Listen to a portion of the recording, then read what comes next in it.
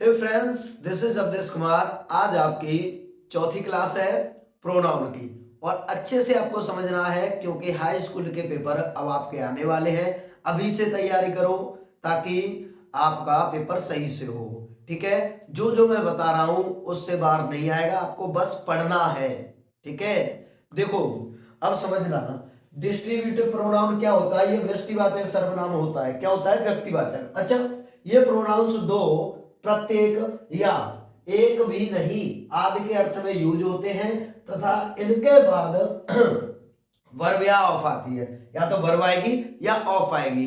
अब याद रखना आप, क्या देखो, ईच आइदर और नाइदर, ईच आइदर और नाइदर, ईच आइदर नाइदर जो है ये क्या है? डिस्ट्रीब्यूटिव प्रोनाउन है। देखो इनके बाद डायरेक्ट जो वर्ब आएगी बेटा सिंगुलर आएगी। कैसी आएगी? सिंगुलर। वर्ब कैसी आएगी? सिंगुलर। और इनमें देखना, इनके बाद वर्ब आता है या क्या आएगा? ऑब्जेक्टिव, वो ऑफ आएगा। या तो वर्ब आएगी, ये याद रखना है आपको, क्योंकि एडजेक्टिव भी होता है डिस्ट्रीब्यूटिव, वो भी बताऊंगा, आपको समझना है। इनके बाद अगर वर्ब या ऑफ आता है तो आपका क्या रहेगा? ये डिस्ट्रीब्यूटिव प्रोनाउन रहेगा। ठीक है, देखो देयर आर, अच्छा ईच, प्रत्येक, अर्थ क्या निकलता है? प्रत्येक। ठीक है, और ये दो या दो से अधिक के लिए यूज होगा, या तो दो के लिए या दो से अधिक के लिए। ठीक है, समझना,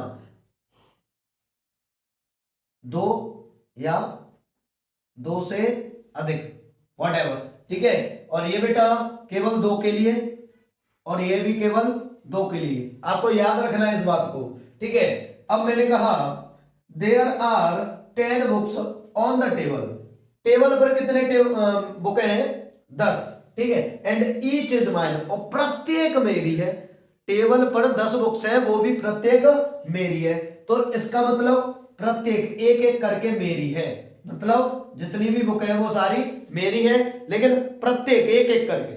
ठीक है, मैंने कहा दो से अधिक के लिए, अच्छा दो भी होता तब भी चल जाता, प्रत्येक हो जाता उसका। ठीक है, लेकिन ये आइदर का मतलब होता है कोई एक। ठीक है, और वर्ब भी सिंगुलर आएगी, जैसे there are 2 books on the table. Table पर कितने हैं? 2। बट लेकिन आइदर इज माइन, लेकिन कोई एक मेरी है, या तो ये मेरी है या मेरी ये है। ठीक है, इनमें से एक है, या तो ये हो सकती है या ये हो सकती है। बात समझ में आई? ठीक है, दोनों नहीं है, कोई भी हो सकती है, दोनों में से एक है। ओके, आगे नीदर का मतलब है एक भी नहीं, वो भी दो के लिए होगा। There are 2 books on the table but neither is mine, लेकिन न तो ये मेरी है और न ही ये। यानी कि हमारे समझ में आया कि ये दो के लिए यूज होता है, ये दो के लिए, लेकिन ईच दो या दो से अधिक के लिए। ये कोई एक बताता है, ये एक भी नहीं, और ये एक एक करके सभी को, प्रत्येक एक एक करके। लेकिन याद रखना, एक एक करके, एक साथ नहीं।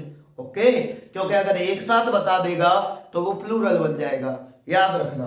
ठीक है, अच्छा अब देखो इनके बाद में बेटा क्या आ रहा है? वर्ब आ रही है। क्या आ रही है? वर्ब। तो सीधी सी बात है, ये क्या हो गया?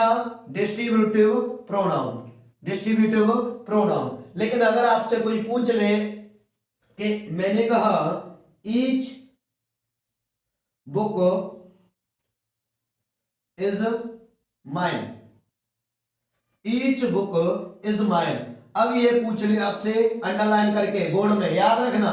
देखो अगर इसके बाद क्या आ रहा है? वर्ब आ रही है, तो सीधी सी बात है ये प्रोनाउन रहेगा। लेकिन अगर इनके बाद बेटा नाउन आता, क्या आता है? नाउन, तो याद रखना आप, ये फिर बेटा डिस्ट्रीब्यूटिव एडजेक्टिव हो जाएगा। डिस्ट्रीब्यूटिव एडजेक्टिव ऑप्शन में जो आते हैं टिक मार का, एमसीक्यू आते हैं, याद रखना वो ऐसे ही आएंगे। ठीक है, एक वर्ड को अंडरलाइन कर देगा, आपसे पूछेगा ये नाउन है, प्रोनाउन है, क्या है, तो आपको बताना है। देख लो, अगर इसके बाद नाउन आया तो ये क्या रहेगा? Distributive adjective. लेकिन अगर वर्ब आई तो ये क्या होगा? प्रोनाउन।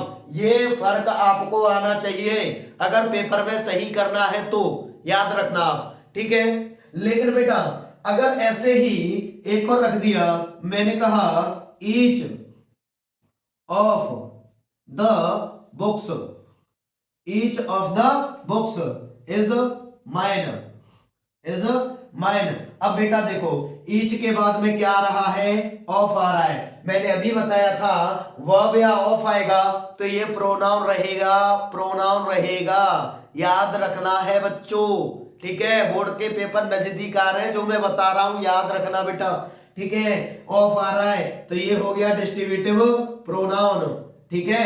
याद रखना कि अगर ऑफ या वर्ब आया इनके बाद में तो ये रहेंगे प्रोनाउन, और अगर नाउन आया तो क्या रहेंगे, एडजेक्टिव। आपकी क्लास हो गई खत्म, लेकिन याद रखना पढ़ना है बेटा, ठीक है। ओके, राम राम। हाँ